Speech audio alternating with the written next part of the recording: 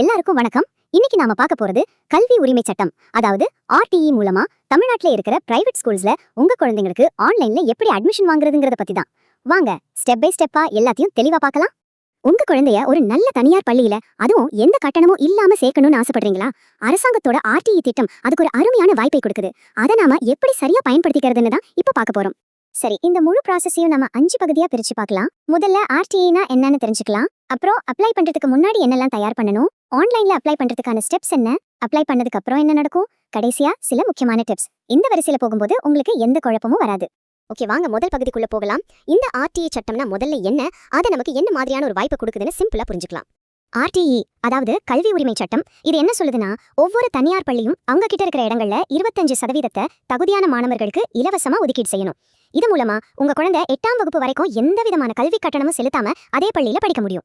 சரி, இப்ப அப்ளிகேஷன் ஆரம்பிக்கிறதுக்கு முன்னாடி நம்ம தெரிஞ்சுக்க வேண்டிய ரொம்ப முக்கியமான தகுதிகள் என்னென்னு பார்க்கலாம். இதுல கொஞ்சம் கவனமா இருங்க, ஏன்னா இதுதான் முதல் படி. இங்க பாருங்க, இது ரொம்ப ரொம்ப முக்கியமான ஒரு விஷயம். உங்க குழந்தைய எல்கேஜில சேர்க்க போறீங்கன்னா அவங்க குறிப்பிட்ட இந்த தேதிகளுக்குள்ள பிறந்திருக்கணும். அதே மாதிரி முதல் வகுப்புல சேர்க்கறதுக்கும் ஒரு குறிப்பிட்ட பிறந்த தேதி வரம்பு இருக்கு. உங்க குழந்தையோட பிறந்த தேதி இந்த வரம்புக்குள்ள சரியா வருதான்னு முதலே ஒரு தடவை செக் பண்ணிக்கோங்க. அடுத்து, நீங்க எந்த பிரிவின் கீழே விண்ணப்பிக்க போறீங்கன்னு முடிவு பண்ணணும். அரசாங்கம் இதுக்காக 3 முக்கிய பிரிவுகளை வச்சிருக்காங்க. அது என்னென்னு நாம அடுத்த ஸ்லைட்ல தெளிவா பார்க்கலாம் வாங்க. இந்த டேபிள்ல நல்லா பாருங்க, 3 பிரிவுகள் இருக்கு. முதல் பிரிவு வாய்ப்பு மறுக்கப்பட்ட சிறப்பு பிரிவு. இதுல ஆதரவற்ற குழந்தைங்க, மாற்றுத்திறனாளிகள், இந்த மாதிரி குழந்தைங்க வருவாங்க. 2வது பொருளாதாரத்துல நலிவடைந்த பிரிவு. 3வது வாய்ப்பு மறுக்கப்பட்ட பிரிவு. இது சமூக அடிப்படையில ஆனது. அட்மிஷன் கொடுக்கும்போது இந்த வரிசைப்படிதான் முன்னுரிமை கொடுப்பாங்க. ஒருவேளை நீங்க பொருளாதாரத்துல நலிவடைந்த பிரிவுல விண்ணப்பிக்கிறீங்கன்னா ஒரு விஷயத்த ஞாபகம் வச்சுக்கணும். உங்க குடும்பத்தோட ஒரு வருஷத்துக்கான மொத்த வருமானம் 2 லட்சம் ரூபாய்க்கு மேல இருக்கக்கூடாது. இதுக்கு நீங்க கண்டிப்பா வருமான சான்றிதழ் வச்சிருக்கணும். இப்போ நாம ரொம்ப முக்கியமான கட்டத்துக்கு வந்துட்டோம். ஆன்லைன்ல எப்படி ஸ்டெப் பை ஸ்டெப்பா அப்ளை பண்றதுன்னு பார்க்கலாம். இது ரொம்ப சிம்பிளான ஒரு வழிமுறை தான். நான் உங்களுக்கு விளக்கமா சொல்றேன் வாங்க. ஆன்லைன் அப்ளிகேஷன்ல மொத்தமாவே இந்த 5 ஸ்டெப்ஸ் தான் இருக்கு. முதல்ல குழந்தையோட டீடைல்ஸ், அப்புறம் அப்பா அம்மா டீடைல்ஸ், உங்க அட்ரஸ், தேவையான டாக்குமெண்ட்ஸை அப்லோட் பண்றது, கடைசியா ஸ்கூலை செலக்ட் பண்றது. ஒவ்வொன்றா நம்ம இப்போ பார்க்கலாம். இந்த ஸ்லைட்ல இருக்கிறது நல்லா கவனிங்க. முதல் ஸ்டெப்பை நீங்க முடிச்ச உடனே உங்களுக்கு ஒரு அப்ளிகேஷன் நம்பர் கிடைக்கும். அதை உடனே ஒரு நோட்ல எழுதி வச்சுக்கோங்க, இல்லைனா ஒரு ஸ்கிரீன்ஷாட் எடுத்து வச்சுக்கோங்க. ஏன்னா அந்த நம்பரை நீங்க மிஸ் பண்ணிட்டீங்கன்னா திரும்ப அதை கண்டுபிடிக்கிறது கொஞ்சம் கஷ்டம். இது ரொம்ப ரொம்ப முக்கியமான விஷயம். நீங்க அப்ளை பண்ண உட்காரத்துக்கு முன்னாடி இந்த 5 ஆவணங்களையும் ஸ்கேன் பண்ணி ரெடியா வச்சுக்கோங்க.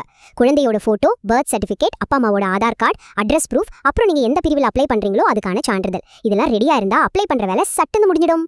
இது இன்னொரு ரொம்ப முக்கியமான விதி. நீங்க ஸ்கூலை செலக்ட் பண்ணும்போது உங்க வீட்ல இருந்து 1 கிலோமீட்டர் சுற்றளவுக்குள்ள இருக்கிற பள்ளிகள் மட்டும்தான் உங்க சாய்ஸ்ல காட்டும். அதனால நீங்க உங்க முகவரியை சரியா கொடுத்தீங்கன்னா அந்த 1 கிலோமீட்டர் தூரத்துல இருக்கிற ஸ்கூல்ஸ் லிஸ்ட் ஆட்டோமேட்டிக்கா வந்துடும். சரி, எல்லா விவரங்களையும் கொடுத்து டாக்குமெண்ட்ஸையும் அப்லோட் பண்ணி அப்ளிகேஷனை சப்மிட் பண்ணியாச்சு. இதுக்கப்புறம் என்ன நடக்கும், உங்க அப்ளிகேஷனோட அடுத்த கட்டம் என்னன்னு தெரிஞ்சுக்கலாம் வாங்க. நீங்க விண்ணப்பிச்சதுக்கு அப்புறம் முதல்ல உங்க அப்ளிகேஷனை சரி பார்ப்பாங்க. அது ஏத்துக்கிட்டாங்களா இல்ல நிராகரிச்சாங்களான்னு உங்களுக்கு SMS மூலமா தகவல் வரும். ஒருவேளை ஒரு ஸ்கூல்ல இருக்கிற இடங்களை விட அதிகமான விண்ணப்பங்கள் வந்துருச்சுன்னா குழுக்கள் முறையில தான் மாணவர்களை தேர்ந்தெடுப்பாங்க. அதுக்கப்புறம் தான் பள்ளியில சேர்க்கை நடக்கும். நாம இப்போ கடைசி பகுதிக்கு வந்துட்டோம். இது வரைக்கும் பார்த்ததுல இருந்து ரொம்ப முக்கியமான சில விஷயங்களை மறுபடியும் ஒரு தடவை ஞாபகப்படுத்திக்கலாம். இந்த 4 விஷயத்தையும் மறக்காதீங்க. விண்ணப்பிக்கிறதுக்கான கடைசி தேதியை ஞாபகம் வச்சுக்கோங்க. உங்க வீட்ல இருந்து ஸ்கூல் 1 கிலோமீட்டருக்குள்ள இருக்கணும். அப்ளிகேஷன் நம்பரை பத்திரமா வச்சுக்கோங்க. எல்லா டாக்குமெண்ட்ஸையும் முன்னாடியே ஸ்கேன் பண்ணி ரெடியா வச்சுக்கோங்க. இதுல தெளிவா இருந்தீங்கன்னா விண்ணப்பிக்கிறது ரொம்ப சுலபம். பாத்தீங்களா, உங்க குழந்தையோட கல்விக்கான உரிமை உங்க கையில தான் இருக்கு. இந்த அருமையான வாய்ப்பை சரியா பயன்படுத்திக்கிட்டு உங்களோட ஒரு பிரகாசமான எதிர்காலத்துக்கு நல்ல அடித்தளம் போடுங்க. இன்னைக்கு விண்ணப்பிக்கலாமே, தாமதிக்க வேண்டாம்.